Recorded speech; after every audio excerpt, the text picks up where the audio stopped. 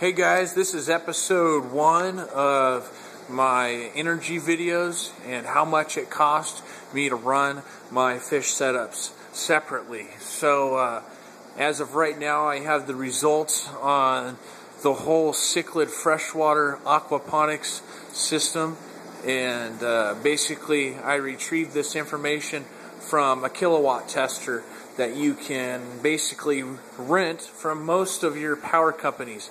I have a power company by the name of Central Oregon Electric, and basically they have a kilowatt tester that they program with how much you get charged per kilowatt. I get charged 7.3 cents a kilowatt, and this meter is programmed to estimate to a pretty accurate number on how much it'll cost to run each day, each week, and each month. So right now I have the setting on month, and as you can see, I got a power strip here. This power strip runs the 20-gallon light, 55-gallon light, my grow light, 20-gallon pumps, air pump. I got a 100-watt heater here, a 300-watt, a 100-watt heater, and a massive pump that has a 1.6 horsepower pump. I think it's right around 1,500 gallons, maybe just a little bit more, 1,600 gallons. And that's about it. That's about all. The only thing that I'm not figuring in on this bill over here would be an extra 300-watt heater, which I'll get into that, and this light, which this light I have on very rarely. And the only reason for that is because it's just a waste of money if I'm not in here or if I'm at work, so I keep it off. But I'll get into that. So I think that's a pretty reasonable price. I know that's a small internet bill or possibly a cable bill, but I enjoy doing this. It's fun, it's relaxing, and it's the one thing that I enjoy the most out of all my hobbies that I have. So I think it's worth it. The only thing I'm not too excited for is how much this is going to cost me to run. There's a lot of power here. There's 2 400-watt metal halides, another 400-watt metal halide, and basically an option to put in my other 400-watt metal ballast or metal halide, because that's a dual ballast. So I don't know. I think the reflector is right there. The only reason I haven't put it on yet is, I'll go ahead and turn this on. But the only reason I haven't put the other one in is because this tank's going to be a while until I got to even fully light it. I'm probably not even going to use this light for a while. I'm just going to be running 14,000 Ks down the center. I would like to do 10,000 Ks, so I haven't made up my mind yet.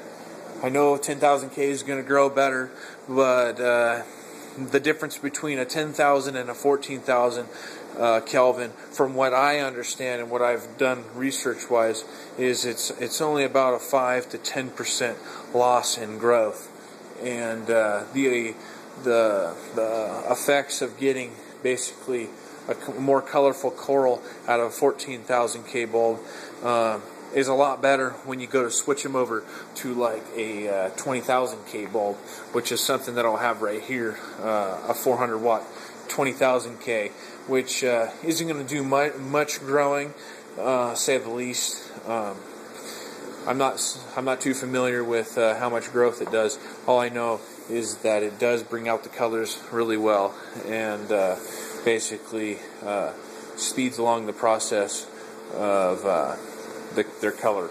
So there's probably a lot of farmers out there that probably go 10,000 K, and then they're running T5 VHOs and Super Antennics, 4020s, 4060s, all those things right there, and they can really get their stuff to color out. LEDs are really cool, way to get frags to color up. But anyways, that's probably what I'm going to be doing for the meantime. This tank, depending on how many gallons it is, I'm probably looking at about a full year until the whole tank is technically fully cycled biologically. So, unfortunately, I'm going to be making my order really soon. I am going to be purchasing snails, the whole cleanup crew, and I'm going all snails. I'm not a big fan of hermit crabs. I know there's fans out there that say that that there's aggressive ones and non-aggressive ones.